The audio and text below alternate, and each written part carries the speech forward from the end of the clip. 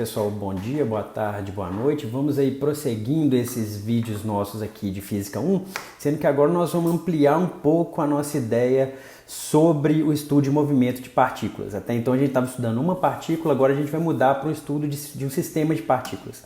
Mas vamos revisar aqui o que a gente está querendo estudar. A gente está querendo estudar movimento de partículas ou de um sistema de partículas. Até então a gente sempre fixou em uma partícula só. E por estudo de movimento, o que a gente está querendo entender? A gente está querendo entender qual que é a posição e a velocidade de uma partícula ou de um sistema de partículas para qualquer instante de tempo. Para isso a gente estudou cinemática lá atrás, que era um estudo que a gente não sabia a causa do movimento. Depois a gente estudou lei de Newton, que a gente já sabia a causa do movimento, que eram forças. E a gente estudou conservação de energia. Agora a gente vai estudar um pouco de momento linear e vai falar de rotações depois. Beleza? Então a ideia é essa. Mas vamos só revisar aqui tudo que a gente viu. Tudo. A gente começou falando um pouquinho de cálculos vetores, onde eu insisti para vocês que decomposição de vetores é muito importante, e não é pouco não, é muito importante, eu vou insistir de novo. Depois a gente fala um pouco de tempo, posição e espaço. A gente definiu velocidade, que é a taxa de variação da posição no tempo. Depois a gente definiu aceleração, que é a taxa de variação da velocidade no tempo. A gente viu o caso de movimento com aceleração constante. Depois a gente viu o caso do movimento circular uniforme, onde o módulo da aceleração é constante, porém o vetor aceleração não é constante. A gente falou um pouco de movimento relativo. A gente falou também da primeira lei de Newton, que é a lei da inércia, que por sua vez ela vem contar pra gente aí os sistemas de referencial inercial. Depois a gente falou da segunda lei de Newton, onde se a gente soubesse que a força resultante que está atuando numa partícula, a gente sabia a aceleração dela. Sabendo a aceleração dela, a gente sabia a velocidade. Sabendo a velocidade, a gente sabia a posição. E aí com as condições iniciais, ou seja, com a posição e velocidade inicial, a gente teria aí o movimento dessa partícula. A gente viu alguns casos de algumas forças especiais e viu a terceira lei de Newton, que é a lei de ação e reação. Essa terceira lei de Newton vai ser muito importante nesses vídeos aqui pra gente agora. Vocês vão ver daqui a pouco isso entrando assim bem forte nas conclusões que a gente vai tirar. Depois a gente ampliou um pouco nossa ideia, nós falamos assim, vamos pegar uma outra quantidade. Essa outra quantidade mensurável que a gente chamou de energia, era uma quantidade que ela estava associada, era um número que a gente associava ao estado de algum certo corpo, algum certo sistema. E a gente começou definindo aqui a energia cinética, que é a energia que estava associada ao movimento de uma certa partícula. Então a energia cinética aqui é meio de mv2, uma partícula com alguma velocidade, ela vai ter essa energia cinética associada a esse movimento dela. Essa energia cinética ela podia variar? Sim. No nosso caso aqui nesses vídeos, o único tipo de transferência de energia que a gente trabalha é o trabalho. Ficou ruim a frase, mas vamos lá. O único tipo de transferência de energia que a gente estuda nesses vídeos é o trabalho, que é uma transferência de energia através de força. E a gente viu que o trabalho total realizado sobre uma partícula, isso se transforma numa variação de energia cinética dessa partícula. E aí depois a gente viu que existem algumas forças na natureza que elas têm uma característica importante. Essas forças, se a gente calcular o trabalho delas para qualquer trajetória que a gente calcula, para qualquer caminho, esse trabalho é igual. Essas forças a gente chama elas de forças conservativas, e a essas forças a gente pode associar uma energia potencial, e a variação de energia potencial é dada por essa formuleta aqui. A gente calculou energia potencial gravitacional, a gente calculou energia potencial elástica, e a gente definiu esse número aqui, essa energia mecânica. Energia mecânica é o quê? É a soma da energia cinética com a energia potencial. E a gente viu que para sistemas isolados, onde só forças conservativas atuam, o que é um sistema isolado? Por exemplo, onde não tem atrito, não tem outras transferências de energia de fora e tudo mais, e só forças conservativas atuam dentro do sistema. Esse número aqui que a gente escreve, essa energia mecânica, ele é o mesmo para qualquer etapa do movimento. Ou seja, a variação da energia mecânica é nula, ou seja, a energia mecânica é uma constante de movimento quando essas hipóteses aqui estiverem valendo. Quando o sistema for isolado e só forças conservativas estiverem atuando. E se a gente tiver uma força conservativa aqui em uma dimensão, se a gente tiver a energia potencial associada a essa força, a gente pode calcular a força com essa derivada aqui. Para quem tiver mais avançado, a força, na verdade, é menos o gradiente da energia potencial relacionada a ela. Isso foi só a revisão. Beleza? Ainda não terminou a revisão. Mas só que essa energia mecânica ela fica constante sempre para toda e qualquer situação? Não necessariamente. Essa energia mecânica ela pode variar se houver força externa agindo no sistema, se houver atrito envolvido, ou se houver outra variação, aqui é outra, desculpa que eu errei a palavra, outra variação de energia qualquer dentro do sistema. A equação que traduz isso para a gente numa equação que nos dá a conservação de energia de uma forma mais geral, é essa aqui. Nesses vídeos a gente está assumindo que a variação de energia interna é nula. Então olha só, se tiver um trabalho externo sendo realizado sobre o sistema, isso pode ser revertido em uma variação de energia mecânica, mais uma variação de energia térmica, que é o que a gente definiu como sendo a dissipação de energia devido ao atrito. Isso foi tudo que a gente estudou até então, é muita coisa, certo? Essa revisãozinha ficou grande. Mas note só, até então o que a gente estava estudando era isso aqui, era uma partícula se movendo nesse espaço tridimensional. Era isso que a gente estava trabalhando, que a gente pode resumir dessa forma. Dada uma partícula aqui, com uma certa força resultante atuando nela, qual que é a aceleração dela? Basicamente a gente estava trabalhando com isso até então. Mas é só isso que pode existir? Ou pode existir, por exemplo, uma situação como essa, que eu tenho aqui N partículas, nesse caso aqui eu tenho 5 partículas, mas aqui eu coloquei I porque eu posso ter N partículas, elas estão situadas aqui no espaço, então elas estão todas situadas aqui no espaço, e além disso tem uma força externa atuando nesse sistema de partículas, alguma força externa atuando nesse sistema de partículas, e além disso essas partículas elas podem interagir entre elas.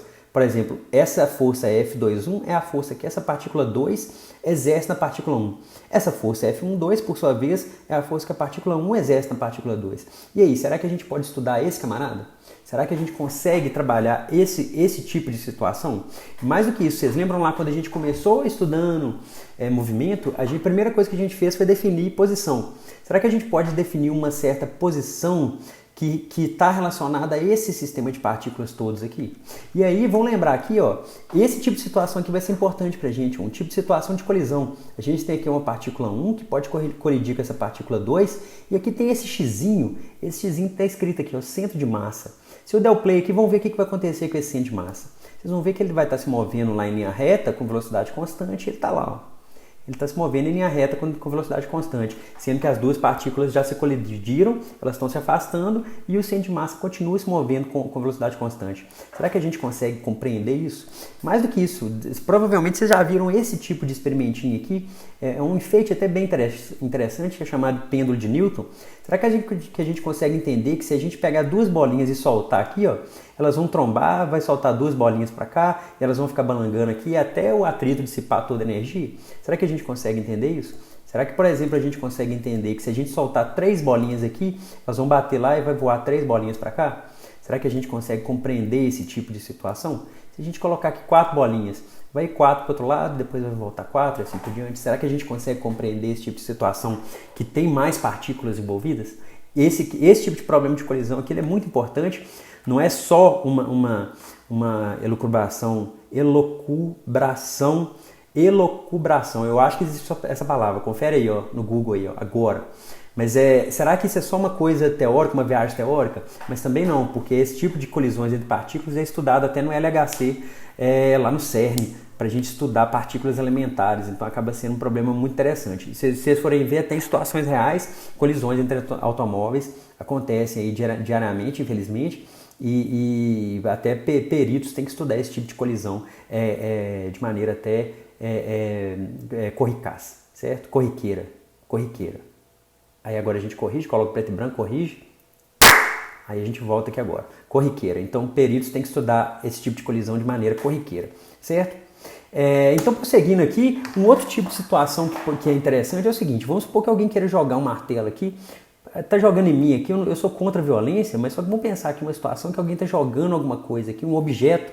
Eu coloquei um martelo aqui que seria o mais fácil para desenhar, mas aí eu tenho um martelo aqui que ele tem um movimento bem complicado, ele sai rodando assim, certo? Não tô pedindo para ninguém jogar martelo em mim não, hein?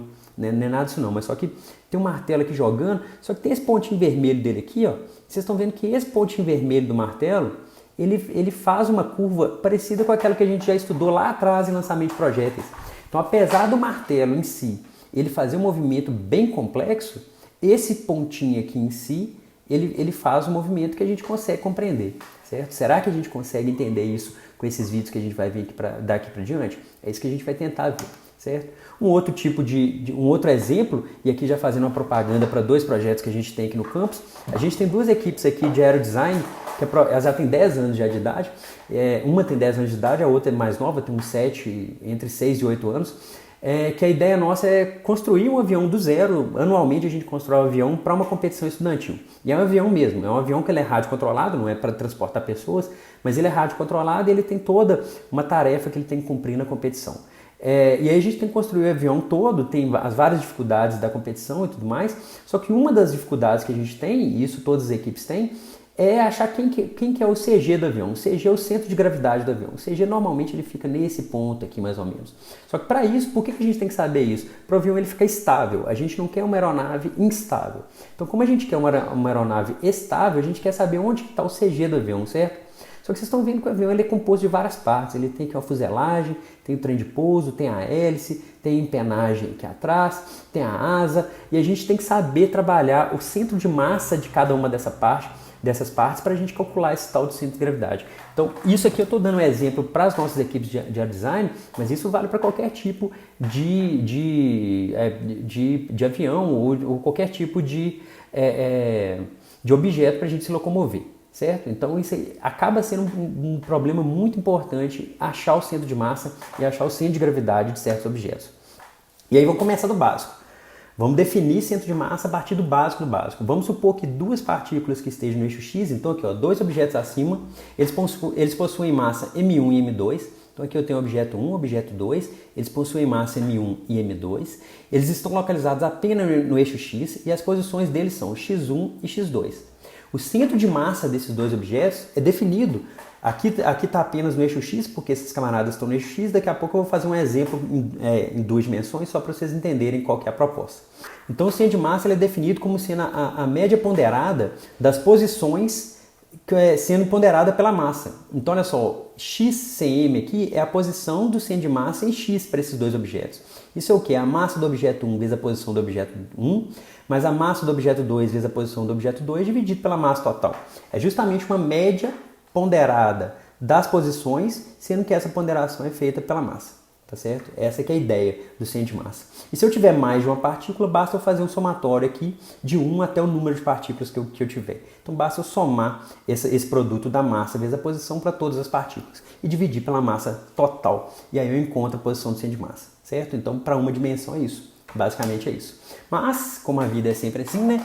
A gente sempre tem uma certa surpresa. Vamos calcular isso aqui para duas dimensões. E se um dos objetos estiver deslocado no outro eixo? Então eu coloquei aqui mais um objeto, o objeto 3 aqui nesse eixo. Esse objeto 3 ele tem uma posição em X, que eu estou dando por X3, e uma posição em Y, que eu estou dando Y3.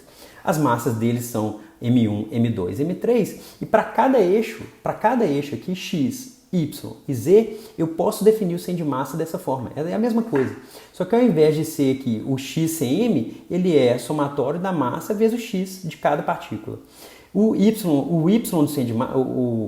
A componente Y do centro de massa vai ser a somatória da massa vezes o Y de cada partícula. E o Z do centro de massa vai ser a somatória da massa vezes o Z de cada partícula. Então a ideia é a mesma, é só uma extensão, só uma generalização direta. Então vamos fazer um exemplo aqui. Nesse mesmo desenho aqui, vamos fazer esse exemplo. Coloquei aqui as massas, esse camarada azul tem massa 2 kg, esse rosa tem massa 1 kg e esse amarelo tem massa 3 kg. A posição desse azul aqui é 1 metro em X, ele não tem componente nenhuma em Y e Z. A posição do rosa é 4 metros em X. E a posição do 3 aqui do amarelo vai ser 3 metros em X e 3 metros em Y. Aqui, obviamente, está fora de escala, né? Porque essa escala aqui, X, está muito maior do que essa escala aqui em Y. A massa total aqui é 2 mais 1 mais 3, que dá 6. Eu vou deixar para vocês calcularem. Mas a posição do centro de massa desse sistema de partículas aqui, ela é 2,5 em X e 1,5 em Y. Ou seja, o centro de massa está localizado mais ou menos aqui, ó. O centro de massa ele está localizado num ponto do espaço que sequer tem uma partícula. Isso está errado? Não. Isso significa simplesmente que para esse sistema de partículas aqui, o centro de massa está localizado nesse ponto de espaço. É só isso que está dizendo essa questão do centro de massa não estar dentro de uma partícula. Não tem problema o centro de massa não estar dentro de uma partícula. Certo? Então fica para vocês darem uma calculada nesse camarada aqui. Bacana. Eu falei com vocês como calcular aqui o centro de massa para sistema de partículas, mas se a gente tiver um objeto dessa forma, um objeto que ele tem uma forma aqui, um cone, aqui uma piramidal aqui embaixo, um cilindro, e além disso são densidades diferentes, e aí, como calcular o centro de massa para um camarada dessa forma aqui, certo? Isso pode ser complicado. E mais que isso, eu vou pegar aqui um objeto amorfo, aqui eu vou trabalhar mais com esse objeto aqui, que vai ser simples para a gente enxergar, mas tem um objeto aqui que ele tem 3 dimensões, é um objeto contínuo, é um objeto maciço, um objeto contínuo. Como calcular o centro de massa desse camarada? E aí a gente pode pegar a aplicação para esse avião aqui, certo? Como calcular o centro de massa para esse avião? O que a gente faz na prática para um avião, na verdade, é calcular o centro de massa para cada uma parte dele. Qual que é o centro de massa da asa? Qual que é o centro de massa da empenagem? Qual que é o centro de massa da hélice? E para isso vocês podem começar a ver a questão de simetria. O centro de massa dessa asa é muito certo dele estar aqui no meio dela, certo? Ele pode estar deslocado mais para cima, mais para baixo, mas ele vai estar aqui no meio. Por quê? Porque essa asa é simétrica. Ela tem a mesma parte aqui para a direita, ela tem a mesma parte para a esquerda. Então ele vai estar aqui no meio. Essa questão de simetria é muito importante para cálculo de centro de massa. Mas aí a gente calcula o centro de massa para cada parte dessa, qual que é o centro de massa da asa, da empenagem, da fuselagem, da hélice, do trem de pouso, e depois a gente considera cada um desses camaradas como partículas, e aí a gente soma tudo como se fosse partículas, a gente calcula o centro de massa como se fosse partículas. É uma tática interessante para calcular isso. Mas, e aí, como calcular o centro de massa desse camarada aqui todo? Desse corpo maciço, desse corpo contínuo aqui? A estratégia nossa vai ser uma coisa muito parecida com o que a gente fez lá em força elástica. Quando a gente fez lá em força elástica, o que a gente fez? A gente fez vários pequenos deslocamentos e depois calculou o trabalho total somando esses caras, só que é uma soma esperta, a gente fez uma integral. Aqui vai ser uma coisa parecida. A gente vai dividir esse corpo aqui, maciço, como sendo vários pequenos pedacinhos desse corpo de massa dm, na verdade de massa ΔM, depois a gente vai fazer o limite desse ΔM para zero e vai somar. Só que essa soma para a gente vai ser uma integral. Então, no caso de corpos maciços, a gente vai fazer uma estratégia muito similar ao nosso estudo de força elástica. O que a gente vai fazer? A gente vai falar o seguinte: a posição x do centro de massa, por exemplo, ele é aproximadamente essa soma aqui. Ó. Eu vou pegar a posição de cada cubinho desse com a massa de cada cubinho, que é que eu estou chamando de ΔM por enquanto. Então, eu vou pegar a posição de cada cubinho desse em x, vezes o ΔMzinho de cada cubinho, certo? O ΔMzinho deles vão ser todos iguais, e dividir pela massa total. Aproximadamente, a posição do centro de massa em x vai ser dada por isso aqui. Só que no limite que esse ΔM tende a zero, esse somatório aqui, ele estica, né? Entre aspas aí, que me xinga os matemáticos. Esse somatório aqui vai virar essa integral de x dm. Para o y a mesma coisa, só que aqui vai ser y dm. Para o z a mesma coisa, vai ser integral de z dm. E aí, como resolver uma integral de x em função da massa? Como que a gente faz isso?